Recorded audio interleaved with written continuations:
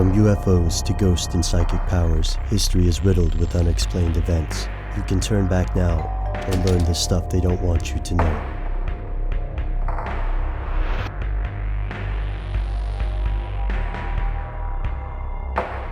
Here are the facts.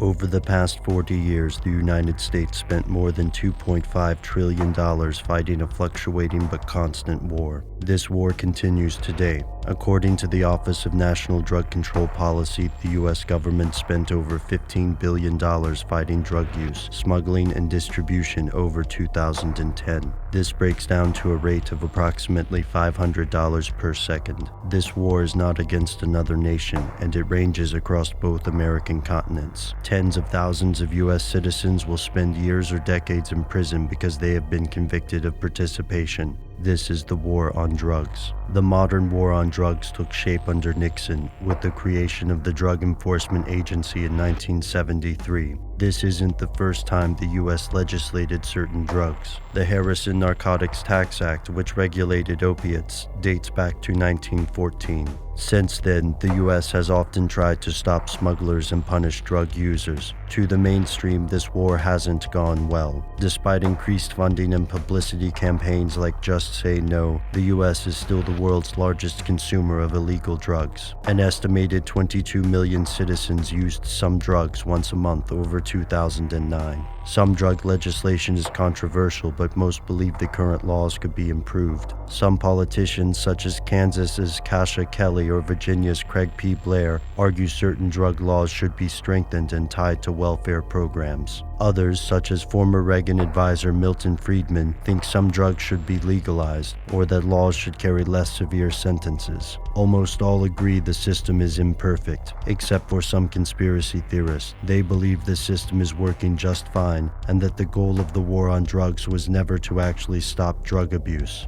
Here's where it gets crazy. The war on drugs is a popular aspect of numerous conspiracy theories. Usually, theorists argue the war is waged for a secret ulterior motive. In Dark Alliance, journalist Gary Webb alleged CIA agents protected Nicaraguan Contras who sold cocaine. In 1980s Los Angeles, distraught citizens blamed the FBI and the CIA for the crack epidemic. Other theorists believe some group has unduly influenced legislation, imposing mandatory sentences for drug-related crimes. The group in question is often described differently. Private prison corporations, for example, or shadowy networks of eugenicists. Others make a purely economic argument. The economy that has grown around this crusade against drugs is just more profitable. If laws are changed, then what happens to the jobs and trade based on this decades-old and growing industry? After all, the U.S. also has the world's highest incarceration rate, with 756 out of every 100,000 citizens incarcerated. About half of federal inmates are serving time for a drug-related offense. There's no denying it. Drugs are harmful, and addiction to a drug, whether illegal or legal, can have horrible consequences. The statistics for legal drugs are the most readily available.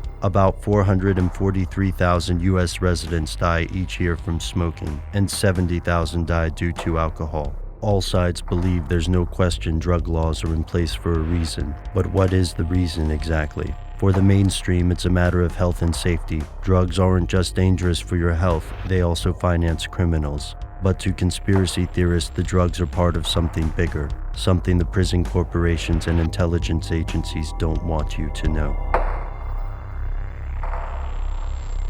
The massive amounts of money generated by organized crime's alcohol industry, which, if you remember, already had a pre-existing infrastructure from back when it was legal, this stuff poured into law enforcement and gave rise to organized corruption.